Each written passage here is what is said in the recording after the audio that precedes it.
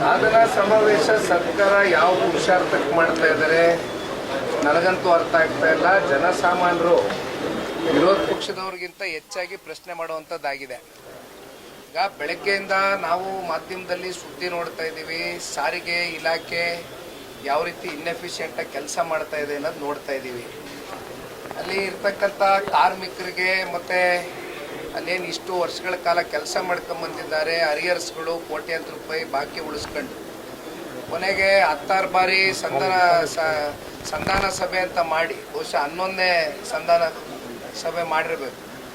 ಅಂತಿಮವಾಗಿ ಶಕ್ತಿ ಯೋಜನೆ ಮೂಲಕ ಫ್ರೀ ಬಸ್ಸು ಅಂತ ಹೇಳಿದವರು ಕಾಂಗ್ರೆಸ್ ಅವರು ಕೊನೆಗೆ ಸಾರಿಗೆ ಇಲಾಖೆ ಇವತ್ತು ಎಲ್ಲಿ ಬಂದು ನೆಲ ಕಚ್ಚಿ ನಿಂತಿದೆ ಅಂತ ಉತ್ತರ ಕೊಡಬೇಕಾಗ್ತದೆ. ಒಂದು BMTC ಇರಲಿ, KSRTC ಇರಲಿ, ಇವು ಯಾವುದೇ ವಿಚಾರದಲ್ಲಿ ಖರೀದಿ ಮಾಡ್ಲಿಕ್ಕಾಗಿದೆಯಾ? ಒಂದು ಟೈರ್ ಕೂಡ ಬದಲಾವಣೆ ಮಾಡೋಕ್ಕಾಗ್ತಲ್ಲ, ಒಂದು ಮೇಂಟೆನೆನ್ಸ್ ಬಿಡುಗಡೆ ಮಾಡ್ತಕ್ಕಂಥದಕ್ಕೆ ಇವತ್ತು ಸರ್ಕಾರದಲ್ಲಿ ದುಡ್ಡಿಲ್ಲ. ಆ ಪರಿಸ್ಥಿತಿಗೆ ಬಂದು ನಿಂತಿದ್ದಾರೆ. ಇನ್ನೊಂದು ಕಡೆ ಸಂಬಳ ಕೊಡ್ತಕ್ಕಂಥದಕ್ಕೆ ಅದನ್ನು ಕೂಡ ಯಾವುದೇ ರೀತಿಯಾದಂಥ ತೀರ್ಮಾನಗಳು ತಗೊಳ್ತಾ ಇಲ್ಲ. ಇವತ್ತು ಸನ್ಮಾನ್ಯ ಕುಮಾರಣ್ಣ ಅವರು ಬೆಂಗಳೂರು ಸಿಟಿಗೆ 4,500 EV ಬಸ್ಗಳೇನಾರು ಕೊಡದೆ ಹೋಗಿದ್ರೆ ಬಹುಶಃ ಪರಿಸ್ಥಿತಿ ಎಲ್ಲಿಗೆ ಬಂದು ನಿಂತಿರೋದು ಅನ್ನೋದನ್ನು ಬಹುಶಃ ಈ ರಾಜ್ಯ ಸರ್ಕಾರದವರು ಆಲೋಚನೆ ಮಾಡಬೇಕಾಗ್ತದೊಮ್ಮೆ. ಇಲ್ಲಿ ಸಾಧನಾ ಸಮಾವೇಶ ಮಾಡೋದು ಬಿಟ್ಟು ಬೆಂಗಳೂರು ಸಿಟಿನಲ್ಲಿ ಎಲ್ಲ ಕಡೆ ಕಸದ ರಾಶಿ ಹರಡಿದೆ, ಜನ ಒದ್ದಾಡ್ತಾ ಇದ್ದಾರೆ, ಇದರಿಂದ ರೋಗಗಳು ಹರಡ್ತಾ ಇದೆ. ಬೆಂಗಳೂರು ಸಿಟಿ ಅಂತಕ್ಕಂಥ ನಗರಕ್ಕೆ ಮಾತೆತ್ತಿದ್ರೆ ಸಿಲಿಕಾನ್ ವ್ಯಾಲಿ ಅಂತೀವಿ, ಸಿಲಿಕಾನ್ ವ್ಯಾಲಿ ಆಗಿ ಉಳಿದಿಲ್ಲ. ಇವತ್ತು ಗಾರ್ಬೇಜ್ ನಗರ ಆಗಿ ಪರಿವರ್ತನೆ ಆಗ್ಬಿಟ್ಟಿದೆ ಬೆಂಗಳೂರು ನಗರ. ಇವೆಲ್ಲ ಮುಂದಿಟ್ಕೊಂಡು ಇವತ್ತು ಸಾಧನಾ ಸಮಾವೇಶ ಮಾಡ್ತಾ ಇದ್ದಾರೆ. ನನಗಂತೂ ಅರ್ಥ ಆಗ್ತಾ ಇದೆ.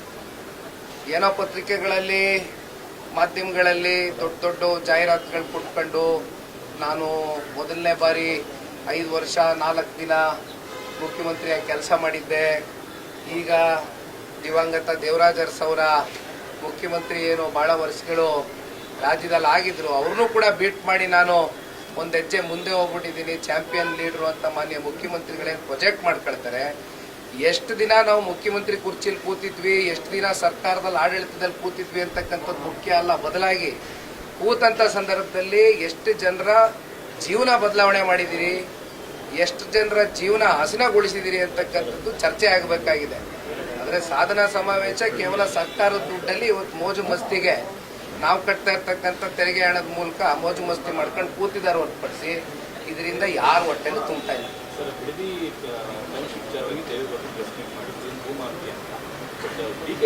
ದೇವೇಗೌಡರು ಕುಟುಂಬದವರೇ ಭೂಮಾಫಿಯಾ ಮಾಡಿದ್ರು, ಅವರೇ ಅವರು ರಿಯಲ್ ಎಸ್ಟೇಟ್ ಮಾಡ್ತಾರೆ.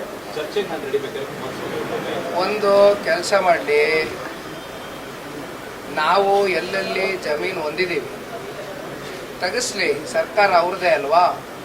ಈಗ ಕುಮಾರಣ್ಣ ಅವರು 85ನೇ ಇಸ್ವಿನಲ್ಲಿ ಸಿನಿಮಾ ಹಂಚಿಕೆದಾರರಾಗಿ ಬಂದಂಥ ದುಡ್ಡಲ್ಲಿ ಖರೀದಿ ಮಾಡಿದಂಥ ಕೇತ್ಗನಹಳ್ಳಿ ಜಮೀನ್ಗೆ ಬಂದು ಮುತ್ಗೋಲ್ ಹಾಕೊಂಡು SIT ರಚನೆ ಮಾಡಿ ಯಾವ ರೀತಿ ತನಿಖೆ ಮಾಡಿ ಎಲ್ಲರೂ ಮಾಡಿ ಆಗೋಗಿದೆ. SIT ಅಂತಕ್ಕಂಥದ್ದು ಇವತ್ತು ಒಂದು ರೀತಿ ಪಾಪ ಇಂಡಿಪೆಂಡೆಂಟ್ ಬಾಡಿಯಾಗಿ ಕೆಲಸ ಮಾಡಬೇಕು, ಬೇಕಾದವ್ರ ಮೇಲೆ ರಾಜಕೀಯ ದ್ವೇಷಕ್ಕೆ ಯಾವ ರೀತಿ ಮಾಡ್ಕೊಂಡು ಹೊರಡಲಿ, ಅದೆಲ್ಲ ಇರಲಿ ಒಂದು ಭಾಗ. ಆದರೆ ಬಂದು ಕುಮಾರಣ್ಣ ಅವರು ಭಾಳ ಸ್ಪಷ್ಟವಾಗಿ ಪ್ರೆಸ್ ಮೀಟಲ್ಲಿ ಹೇಳಿದ್ದಾರೆ, ಅವರು ಮೊದಲನೇ ಬಾರಿ ಮುಖ್ಯಮಂತ್ರಿ ಆಗಿದ್ದಾಗ ಕುಮಾರಣ್ಣ ಅವರು 4 ಭಾಗದಲ್ಲಿ ಬೆಂಗಳೂರು ನಗರ ಭಾಳ ದೊಡ್ಡದಾಗಿ ಬೆಳೀತಾ ಇದೆ, ಉಪನಗರಗಳಾಗಿ ಪರಿವರ್ತನೆ ಆಗಬೇಕು. ಬೆಂಗಳೂರು ನಗರ ಬೆಳೀತಾ ಇರೋದ್ರಿಂದ ಜನರ ಪಾಪ್ಯುಲೇಷನ್ ಜಾಸ್ತಿ ಆಗ್ತಾ ಇದೆ. ಈ ನಿಟ್ಟಿನಲ್ಲಿ ಎಲ್ಲ ಕಡೆನೂ ಕೂಡ ಈ ಥರ ಒಂದು ಇವತ್ತೇನು ಪಾಪ GBIT ಅಂತಾರೆ, ಇಂಟಿಗ್ರೇಟೆಡ್ ಟೌನ್ಶಿಪ್ ಅಲ್ವೇ, ಗ್ರೇಟರ್ ಬ್ಯಾಂಗ್ಳೂರ್ ಹೆಸರು ಬದಲಾವಣೆ ಮಾಡ್ಕೊಂಡಿದ್ದಾರೆ ಅಷ್ಟೇ. ಕುಮಾರಣ್ಣನ ಆಲೋಚನೆ ಅವತ್ತೇ ಇತ್ತು. ಆದರೆ ರೈತರು ಬಂದು ಕುಮಾರಣ್ಣನ ಹತ್ರ ಕೃಷ್ಣ ಕಚೇರಿಗೆ ಇಲ್ಲ ಬೇಡ ಇದನ್ನ ಕೈ ಬಿಡಿ ಅಂತ ಇದ್ದಂಗೆ ಕುಮಾರಣ್ಣ ಅವರು ಅವ್ರಿಗೆ ಗೌರವ ಕೊಟ್ಟರು. ಆ ಸಂಧಾನ ಸಭೆಯನ್ನು ನಡೀತಾ ಅವತ್ತು ರೈತರ ಜೊತೆ ಗೌರವಿತವಾಗಿ ನಡ್ಕೊಂಡು. ಆದರೆ ಇವತ್ತೇನು ಮಾಡ್ತಾ ಇದ್ದಾರೆ, ಅಲ್ಲಿರ್ತಕ್ಕಂಥ ಸಣ್ಣ ರೈತರ ಗತಿ ಏನು, ಅಲ್ಲಿ ಯಾಕೆ ಭೂಮಾಫಿಯಾ ಅಂತ ಕುಮಾರಣ್ಣ ಅವರು ಹೇಳ್ತಾ ಇದ್ದಾರೆ.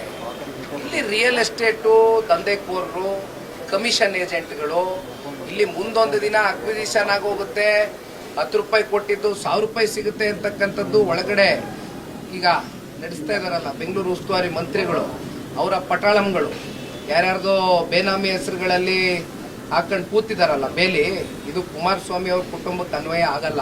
ಆ ಥರ ಯಾವುದಾದ್ರೂ ಒಂದಿದ್ರೆ ತೋರಿಸ್ಲಿ.